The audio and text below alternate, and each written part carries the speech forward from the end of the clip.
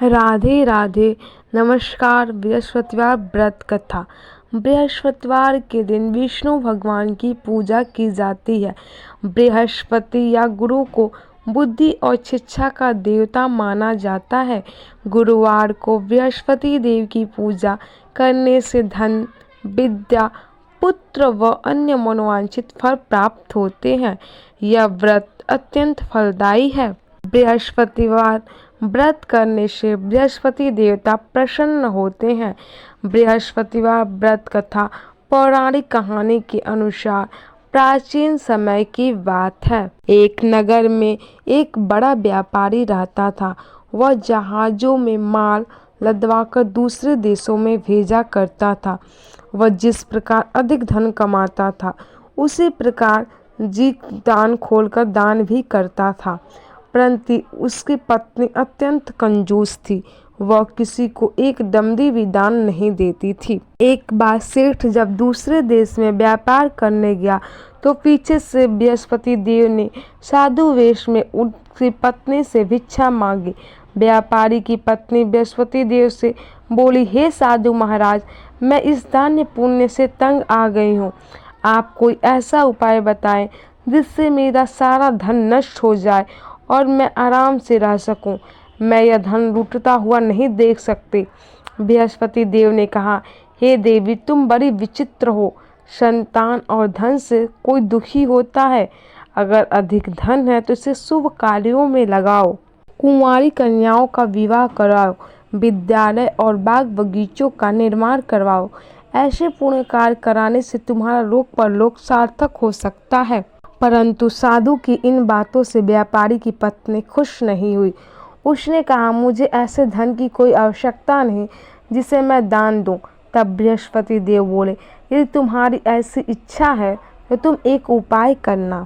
7 बृहस्पतिवार घर को गोबर से लीपना, अपने केशों को पीली मिट्टी से धोना, केशों को धोते समय स्नान करना, व्यापारी से हजामत बनवाने के लिए कहना, भोजन में मांस मदिरा खाना, अपने कपड़े धोना। ऐसा करने पर तुम्हारा सारा धन नष्ट हो जाएगा।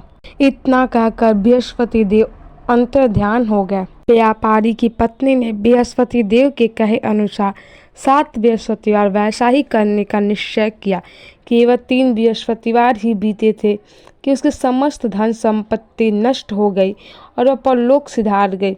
जब व्यापारी वापस आया तो उसने देखा कि उसका सब कुछ नष्ट हो चुका है। उस व्यापारी ने अपनी पुत्री को सांत्वना दी और दूसरे नगर में जाकर बस गया। वहाँ वह जंगल से लकड़ी काट कर लाता और शहर में बेचता। इस तरह वह अपना जीवन व्यतीत करने लगा। एक दिन उसकी पुत्री को दही खाने की इच्छा प्रकट की, लेकिन व्यापारी के पास दही खरीदने के लिए पैसे ही नहीं थे। वह अपनी पुत्री को आश्वासन देकर जंगल में लकड़ी काटने चला गया। वहाँ एक वृक्ष के नीचे बैठकर अपनी पूर्व दशा पर विचार कर रोने लगा। उस दिन बृहस्पतिवार का दिन था।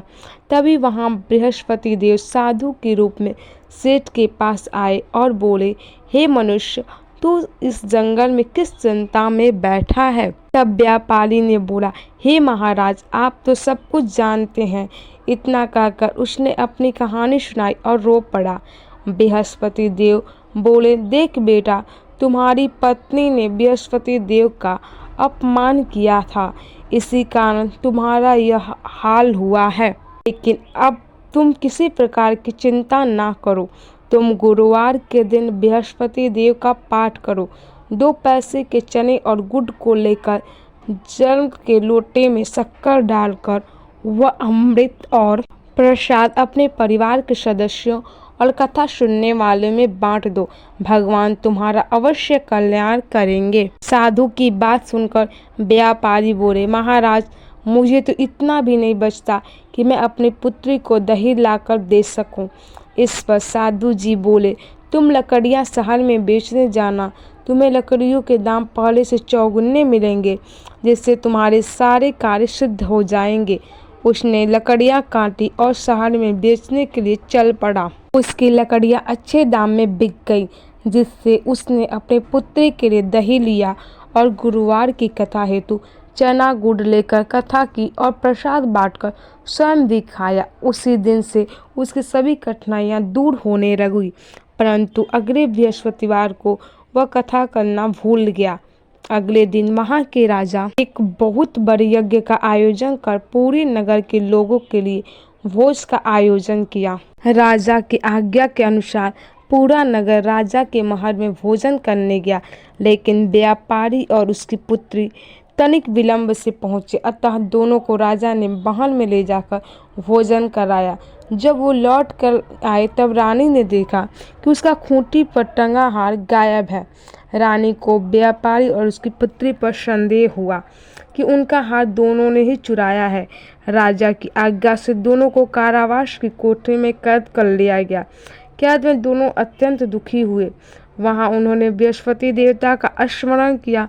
बृहस्पति देवता ने प्रकट होकर व्यापारी को उसकी भूल का आभास कराया और उन्हें सलाह दी कि गुरुवार के दिन कैद खाने के दरवाजे पर तुम्हें 2 पैसे मिलेंगे। उनसे तुम चने और मुनक्का मंगाकर विधि पूर्वक बृहस्पति देव की पूजा करना, तुम्हारे सब दुख दूर हो जाएंगे। बृहस्पतिवार को कैद खाने के द्वार पर उनको 2 पैसे मिले। बाहर सड़क पर एक स्त्री जा रही थी।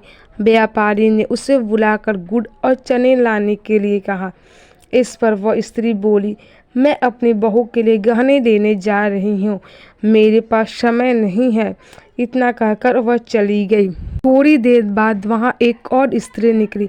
व्यापारी ने उसे बुलाकर कहा कि हे बहन, मुझे बृहस्पतिवार की कथा करनी है, तो मुझे 2 पैसे का गुड़ चना ला दो। बृहस्पति देव का नाम सुनकर वह स्त्री बोली, भाई मैं अभी तुम्हें गुड़ चना लाकर देती हूँ।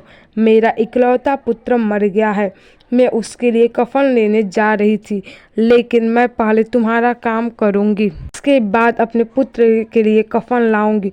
वो स्त्री बाजार से व्यापारी के लिए गुड़ चना ले आई और स्वयं भी बृहस्पति देव की कथा सुने। कथा के समाप्त होने पर वो स्त्री कफन लेकर अपने घर चली गई।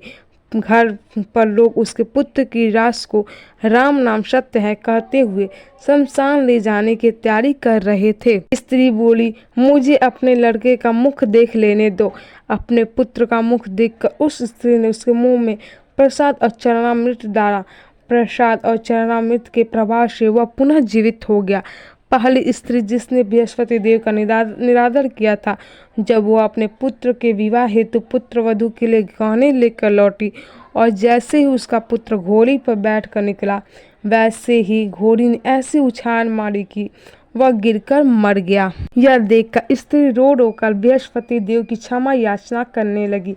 उस स्त्री की क्षमा याचना से बृहस्पति देव साधु वेश में वहां पहुंचकर कहने लगे, देवी तुम्हें अधिक विलाप करने की आवश्यकता नहीं है, यह बृहस्पति देव का अनादर करने के कारण हुआ है। तुम वापस जाकर मेरे भक्त से क्षमा मांगकर कथा सुनो, तभी तुम्हारी सभी मनोकामना पूर्ण होगी। जेल में जाकर उस स्त्री ने व्यापारी से माफी मांगी और कहानी सुनी।